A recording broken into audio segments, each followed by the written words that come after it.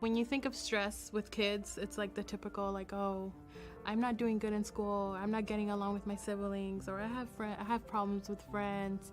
The typical normal social emotional, social relational, some family stress. Now, it hasn't gone away, it's only gotten enhanced. But adding on the stresses of doing online schooling, the stresses of COVID, the pandemic, of their family, of their finances.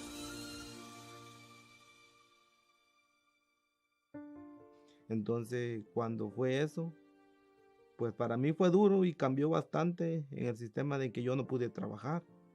Entonces, de tener un trabajo los 6 días, pasar 3 meses sin trabajar ni un solo día, ¿cómo le podía hacer? Tengo mi niño, pues aquí pagando renta, pagando todo, que eso pues de todas maneras no se detuvo, había que pagarlo. ¿Qué dificultades tuve? La primera dificultad que tuve fue que me enfermé. Yo no pensaba enfermarme y me enfermé. Tuve todas las precauciones del caso, pero habían personas que se acercaban a mí que no tenían las mismas precauciones que uno. Now what we're finding is that perhaps we don't have as many self-referrals or parents referring students, but we do note that teachers are noticing the students that are very withdrawn and their voices are saddened and their disposition on camera is indicating to them that students are not okay. Finding that one little thing out of each day that just keeps you going, something that you're grateful for, something that makes you happy and brings you joy. I think that's one step to a better day. Sus maestros fueron mucho soporte para ellos. Les confiaron mucho por el internet. Ellos les contaban. Y dicen ellos, cuando yo regresé a la casa, que los maestros les preguntaban, ¿cómo está tu mamá? ¿Cómo sigue tu mamá? Porque a pesar de todo lo que está pasando, o sea, la vida es dura, pero no nos podemos quedar ahí. Tenemos que luchar de una o de otra forma, tenemos que luchar, porque si nos damos por vencidos, perdemos. Entonces tenemos que luchar y saber que el futuro está adelante.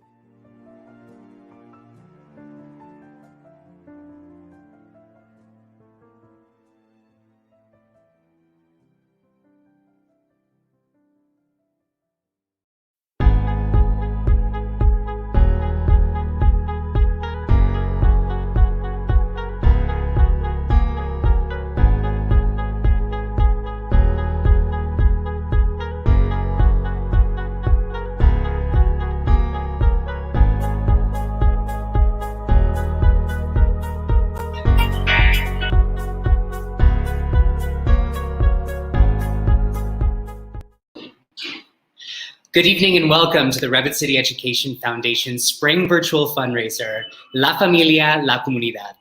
My name is Jason Galisatis. I'm the Executive Director of the Redwood City Education Foundation, and it's such a pleasure to be here with you all this evening. This is our first ever fundraiser in this virtual format, and we hope that you find it engaging and informative.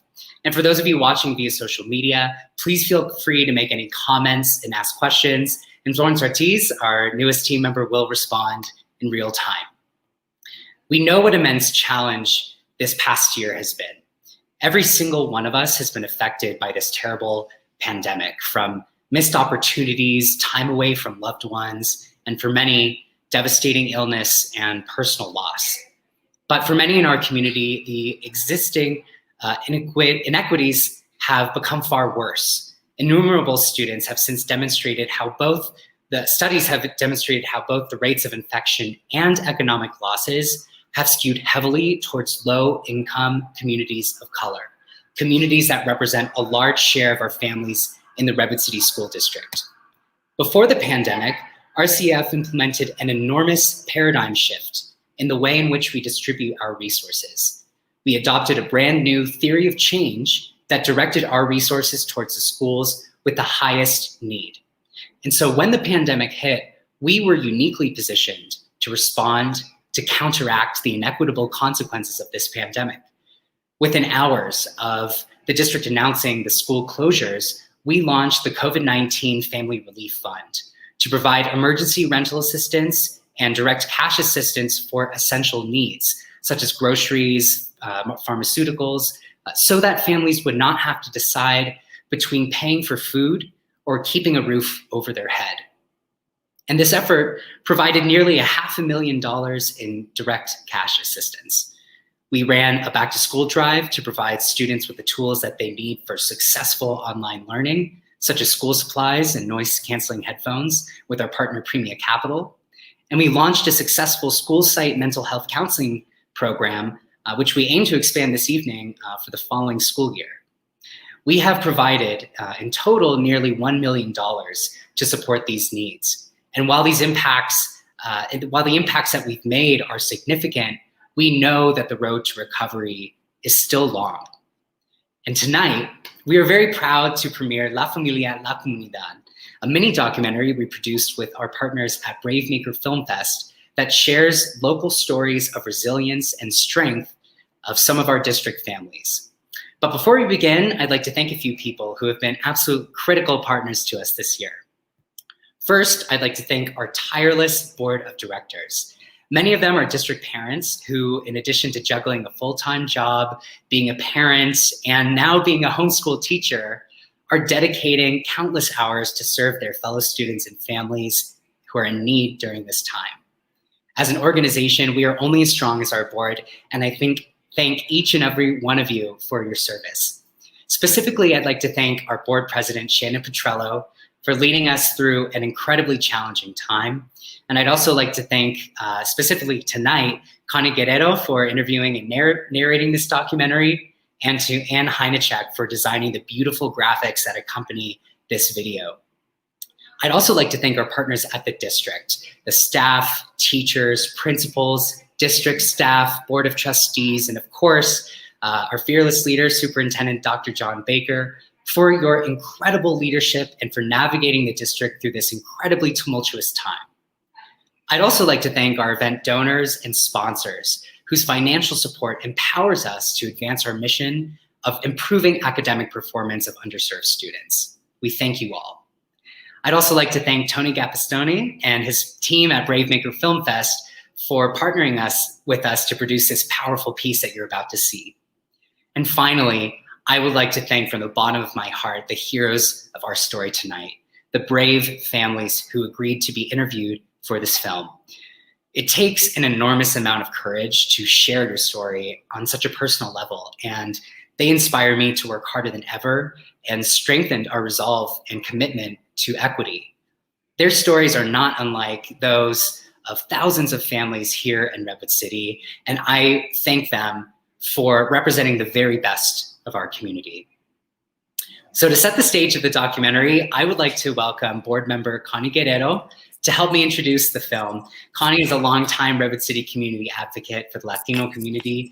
Connie serves on our board of directors and conducted the film interviews and narrated it. Welcome, Connie. Thank you, Jason. Thank you so much.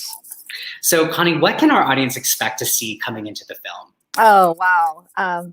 Well, first of all, let me just say that what a great experience for me. This was just amazing. And I think what the audience can expect to see today in this film is stories about struggles, fears, and hardships, but also struggles about stories about strength, determination, and resilience. 2020 was a tough year, and people had to adjust, and this is exactly what these families did. So it's interesting you mentioned that we're going to hear stories of struggle, but also stories that uplift us and demonstrate how resilient families are. And when we discussed making this film from the outset, we said that it was going to be important that we not just focus on the negative aspects of the pandemic, but rather highlight the assets that our families draw upon to persevere through this challenging time. Why was that something that was important to you personally when we set out to make this film? Well, definitely for me personally, I've been passionate about community and families for quite a long time. I've worked in the community, and as tough as it was last year for everyone, in speaking with these families, that was the foundation and their core. So as you watch this film, you'll see how they were able to, hang together as a family, how they were able to lean on each other, and how they were able to succeed together. Great. So was there anything that surprised you about making the film? I hope I don't get emotional, but I probably will. What surprised me the most was the emotions that came during the filming, during the interviews. And I don't think it was just me. I think the whole crew got emotional also. But I think for me, the part where, we were talking about the kids and how the kids were afraid to go outside because they might get COVID, that they had trouble sleeping, and that they were afraid that their mom and dad wouldn't come back from the hospital after having COVID. These things are really scary for these little ones, and no child should ever feel that way. I don't think they should ever feel that scared, and that was, to me, was surprising. I still get chills because, it was really sad. Yeah, I mean, it's been a hard time for everyone, but it's hard to put yourself in the mindset of a child, seeing everything through new eyes and the chaos all around you. It's really, really difficult stuff. So, yeah. So Connie, you've helped throughout your community service work hundreds and hundreds of families, just like the ones we're going to meet today in the documentary, connecting them with services and resources in the community. You're really an extension of the network of support and sort of this extended community family that we have to help people weather the storm. So what inspires you and motivates you to do this work? Thank you, Jason. I really appreciate that. I guess what inspires Connie is the actual families and children. It's all about them. They come to the United States just like my family did years ago. They learn the language, they work hard to give their kids the opportunities that they didn't have. And COVID impacted our Latinx families in disproportionate ways. And even through all of that, they persevered. And that to me is inspiring.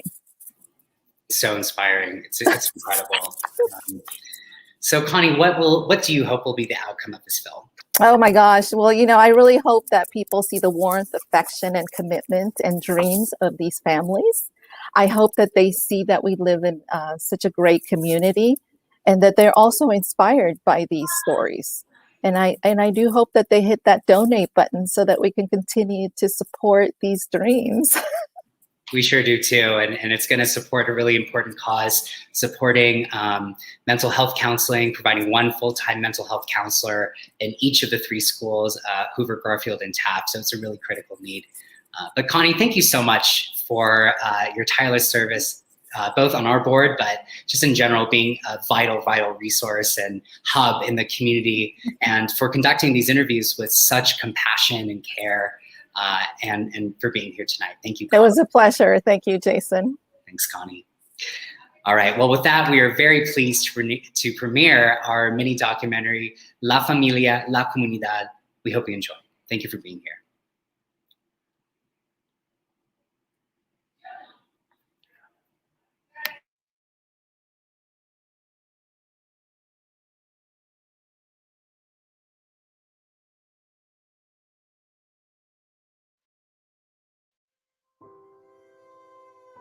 Redwood City is a diverse community with 12 public schools that serve elementary and middle school students. While many in the Redwood City School District qualify for free and reduced price meals and are English language learners, 3 schools surpass the rest. Garfield, Hoover, and Taft community schools average 91% of students who qualify for free and reduced price meals, and 60% are English language learners. All 3 schools are located in Fair Oaks, a largely Hispanic area of Redwood City, with the lowest average family income, the highest population density, and the highest percentage of the population born outside the United States. In an effort to mitigate the inequities in our community's education system, the Redwood City Education Foundation strives to increase the academic performance of underserved students by addressing students' social, emotional resilience, and mental health. The work of the foundation has become more necessary in the wake of the COVID-19 pandemic. On March 13th, 2020, students had their last day of in-person learning for the 2020 school year. At the time, our community believed it would be a 2-week extended spring break. In reality, it was the last time many students would set foot on campus for over 390 days. So Garfield had a pretty close-knit community. We had a variety of family structures and households, hardworking families that were bringing their kids to school on a daily basis. So they have lots of needs. They have lots of things that they have to navigate through systematically, like the educational system, how to find employment, how to provide health care for their children.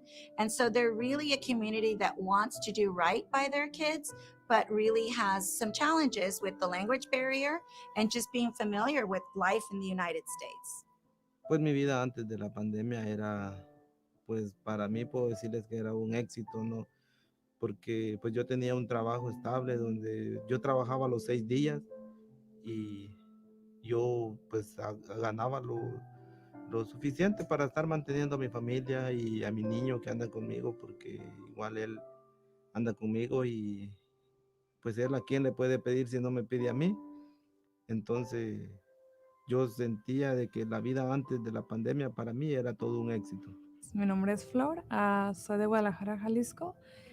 Tengo 2 niños, un niño de 7 años que asiste a la escuela Hoover y una niña de 3 años que apenas empezó el preescolar. Igual, ama de casa, mamá de un niño, pero también tenía otras actividades como llevarlo a béisbol, y a mi hija la llevaba a la biblioteca, todavía no asistía al preescolar, y estaba en un programa que se llama Early Head Start. Tenían visitas al hogar, lo cual iban una vez a la semana y los viernes socializaban con otros niños. Y mi nombre es Adela Marisol Morales. Vengo de país de Guatemala. So when the pandemic first started back in March, lots of things started to unfold. Families were losing their job, which meant that there was a real sense of stress and anxiety around how will I provide a roof over my children's head, food for my children, a safe place for them when I don't have the means, I don't have consistent income coming in. Not to mention that now we're going to be doing school from home. My name is Amy Gerstein. I'm the Executive Director of the John W. Gardner Center for Youth and Their Communities, which is a center based at Stanford University in the Graduate School of Education. We work in partnership with local communities to help them improve the lives of youth. And we try to use research and data to solve problems that are really practical and actionable for our colleagues and communities. In October of 2020, the John W. Gardner Center conducted a survey to gather data on the needs of the Redwood City and North Fair Oaks communities. We needed to really rely on a variety of partners in the community. And there were over 25 organizations that helped us administer this survey. We sent out texts and emails, and through many different local community-based organizations, the city, the school districts, and so on, as a way of reaching as many members of the community as we could. And we feel really proud of the fact that we have about 1,400 respondents from this first round of the survey. The way we created the survey, we asked questions about basic needs from such things as food and healthcare and the access to technology, a whole variety of resources that we were wondering how people in the community were experiencing it. Pues a mis hijos les afectó lo de la pandemia, igual es una, o sea, es una historia muy dura porque, pues, aparte de que de que no podían ir a la escuela. Ellos vivían con ese, como le dijera yo, con ese pensamiento, con ese trauma de que pues si salían en la casa supuestamente solo con las puertas cerradas, va, porque uno no puede recibir visitas, entonces ellos solo encerrados y entonces ya empezaron a dejar de ir a la escuela. What we're finding is that the students are not able to open up and feel comfortable getting that type of support online, like through a video chat or a Zoom call.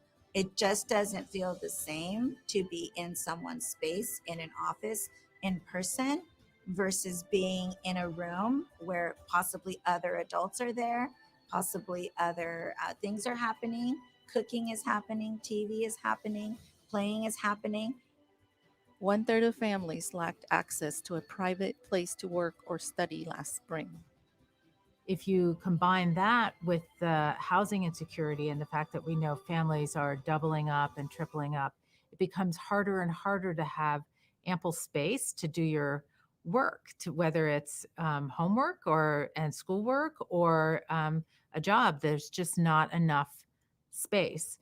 La manera en que fue afectada el aprendizaje de mis hijos durante esta pandemia fue muy fuerte, muy difícil para mí y para mi hijo.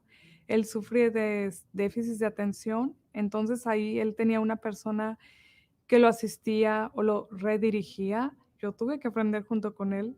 Mi hija empezó a dejar de hablar, le afectó bastante. Ella está acostumbrada a salir y va a recibir terapias de lenguaje por eso.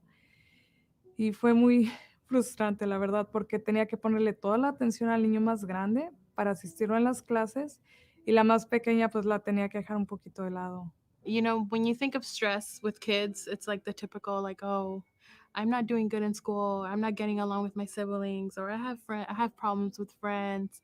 The typical normal social emotional, social relational, some family stress. Now it hasn't gone away. It's only gotten enhanced.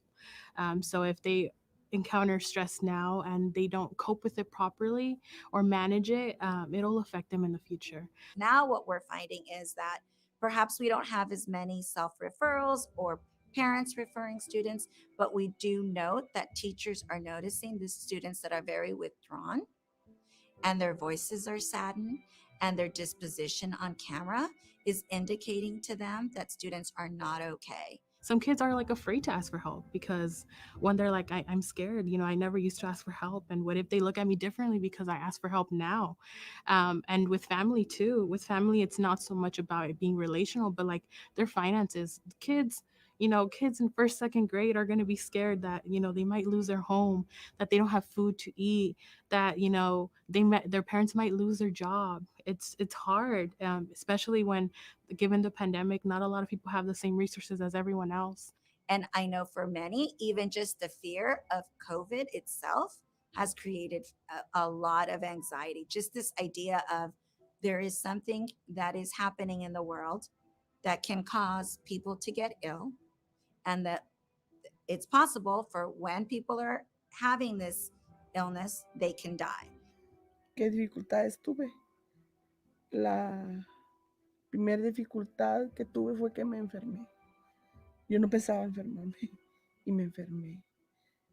Como les digo, tuve todas las precauciones del caso, pero habían personas que se acercaban a mí que no tenían las mismas precauciones que uno. Cuando me dijeron que yo también estaba positiva,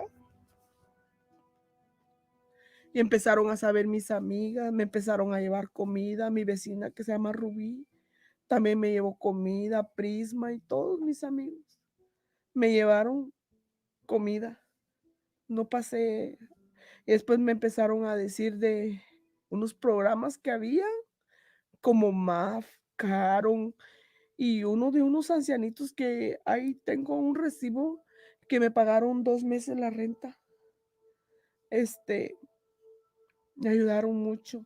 The rates of unemployment and for those families that were furloughed doubled. Again, this was by October, since pre-COVID times. Las decisiones más difíciles, para mí han sido el hecho de tener que regresar a trabajar. O sea, empezar a trabajar lo que no hacía antes por los estragos económicos. Mi esposo se quedó casi 2 meses sin trabajo, entonces tuve que buscar trabajo.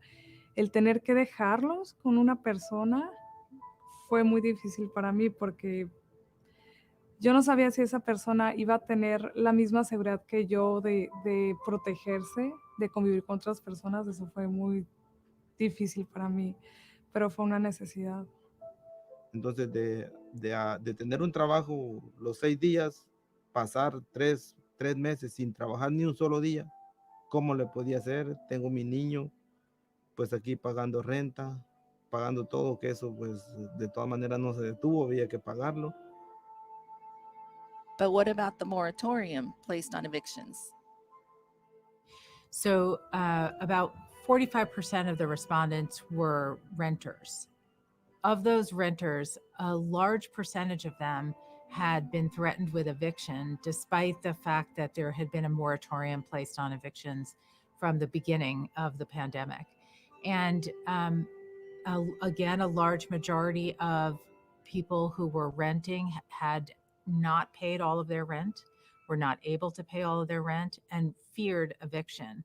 They also were not able to pay all of their utility bills, and so on. So these concerns relative to housing insecurity were really significant, and again, much higher than pre-COVID.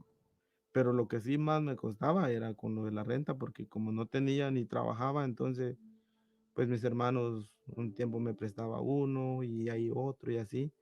Pero igual ahí estoy todavía con ellos, pues de que no puedo decir de que ya salí porque, o sea, les debo, pero yo la ventaja con ellos de que como ellos no me presionan con el dinero. 25% of our respondents to the survey responded to it in Spanish. We know that for those families that responded in Spanish, they had a disproportionately difficult time with having sufficient space, sufficient support, and sufficient technology in order to do their work. Spanish responders were 6 times as likely to be food insecure and 2 times as likely to be housing insecure than English responses. Desde que empezó eso, a él le dieron una computadora y a él empezó a estudiar por medio de computadora. Para el principio, pues solo me dieron la computadora, pero no me dieron el aparatito para lo del internet. Entonces, pues de por gusto la tenía porque no podía estudiar. Y la señora que me lo cuidaba, pues ella sí tenía, pero yo no podía pagar para que me lo cuidaran porque no estaba trabajando.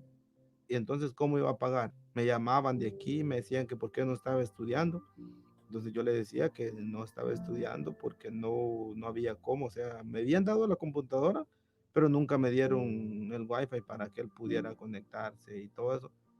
Entonces igual me empezaron a meter presión de que yo tenía que ver cómo hacía. Yo sin dinero, yo no podía ir y pagar a alguien para que, o sea, prácticamente no podía. Ya luego pues me volvieron a llamar y pues la señora que me lo cuida, pues ella me estuvo ayudando. Ella me estuvo ayudando porque ella me decía, mándamelo para acá y yo no te voy a cobrar. Yo no te voy a cobrar nada, solo mándamelo para que él estudie. Como ella tiene wifi, entonces me decía, mándamelo. Si él tiene su computadora, mándamelo y aquí yo le doy wifi para que él haga sus tareas y todo. Mental health has been an area that we've been focusing on for years because our families do experience a lot of trauma. Our families also are sometimes reluctant to seek out mental health.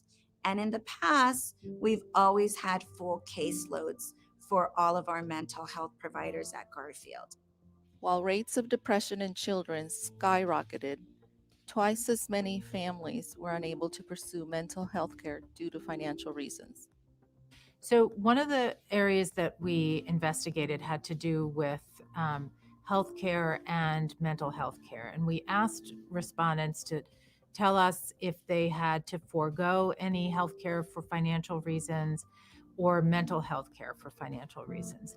And the rates for mental health care were double those of healthcare. That is to say, twice as many families described being unable to pursue mental health care during this time. And that's of particular concern, given that we have been learning, especially from children, that rates of depression and anxiety have really skyrocketed.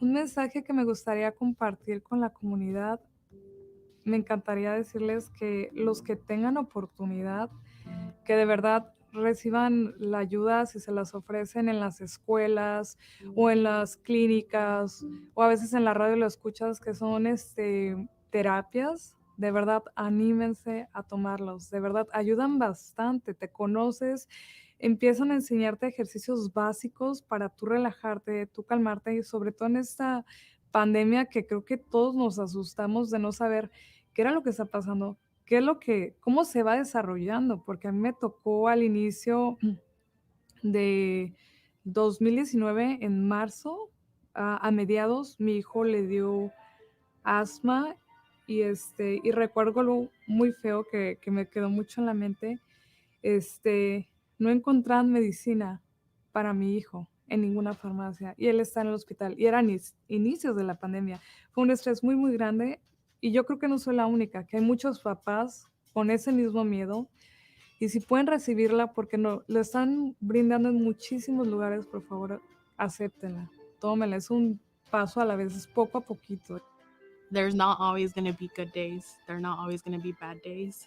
But finding that one little thing out of each day that just keeps you going, something that you're grateful for, something that makes you happy and brings you joy, I think that's one step to a better day. Solo uno lo que tiene que hacer es informarse un poquito y pues cada uno de nosotros no ser egoístas y no comunicarnos.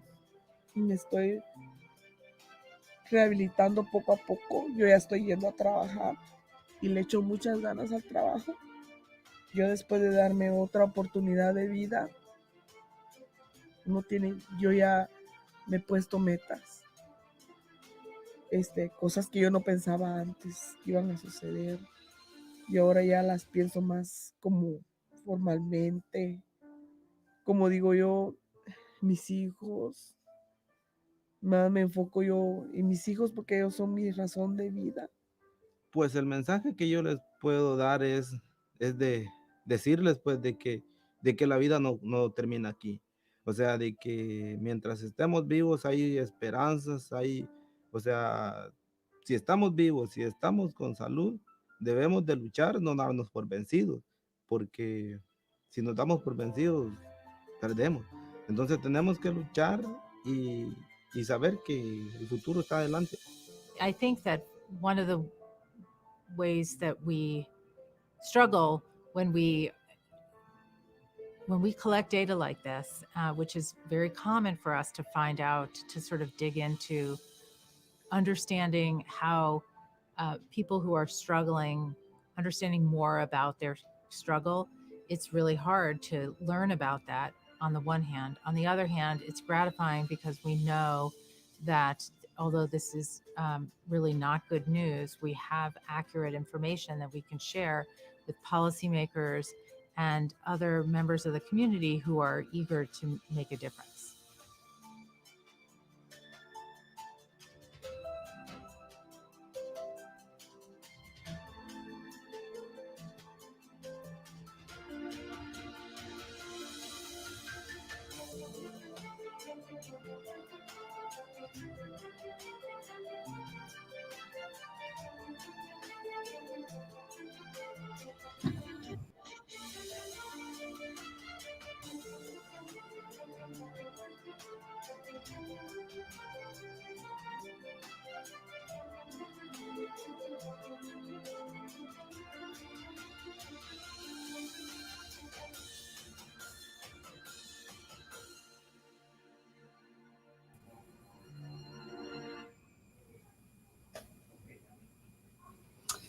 Wow. Well, that was absolutely incredible.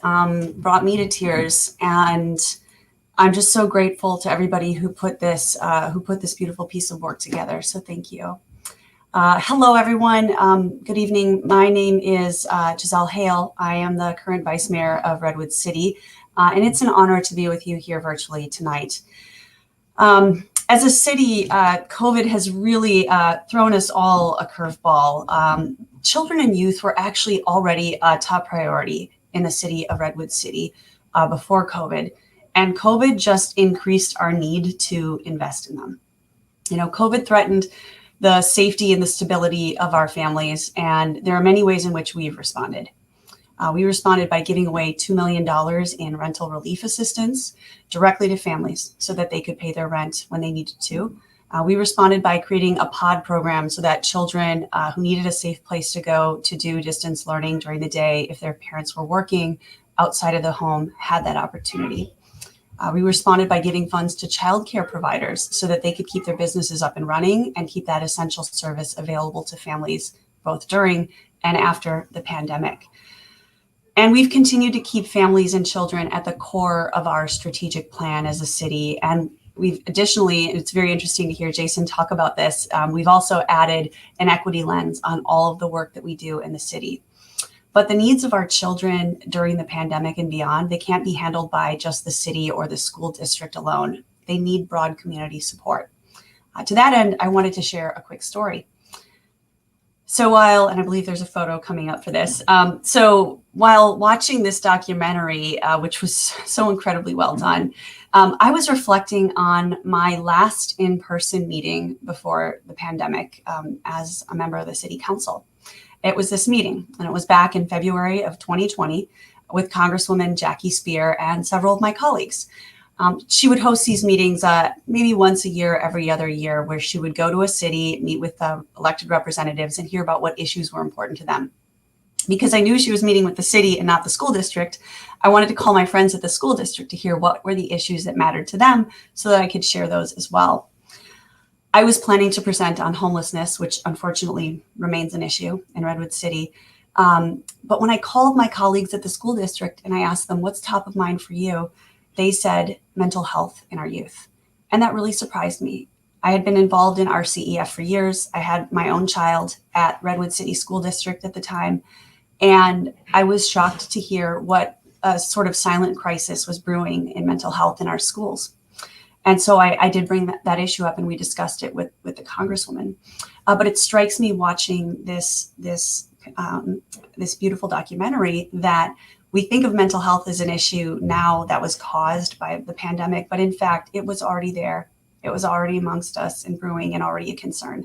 But certainly the pandemic has exacerbated it for many children and many families. Something that I haven't shared publicly, but I feel compelled to after watching this documentary, is that during the pandemic, my own child was diagnosed with a mental health disorder. As a parent, it was crushing and isolating not to have support and community at that time. And I wanted to do everything I could to support her. And what we found was, even though we were a family who had access to resources, they were incredibly challenging to find. Most providers had months-long wait lists, and many would not accept insurance. So as difficult as it was for us, I remember thinking at the time, imagine experiencing this alongside losing a job or having food or housing insecurity, or all three of those things at once, as we heard from some of the parents who shared their stories tonight. And to me, that is really devastating. But with your support, it is also completely avoidable. So when I heard about this program, when the RCEF team first reached out, I was so grateful to learn that it even existed. It really puts mental health services into the lives of children whose families could otherwise not afford them.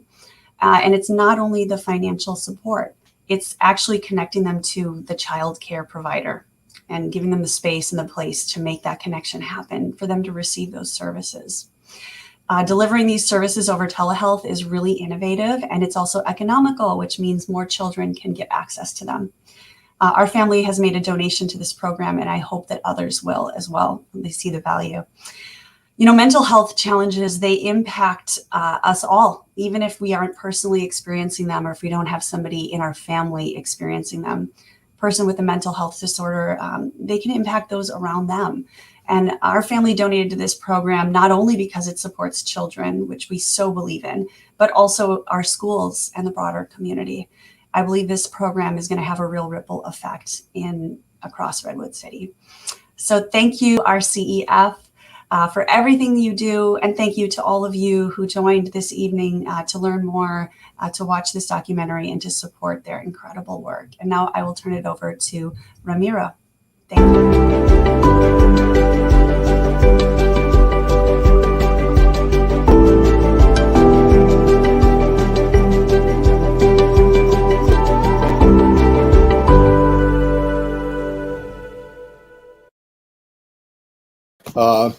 Thanks for inviting me to say a few words today.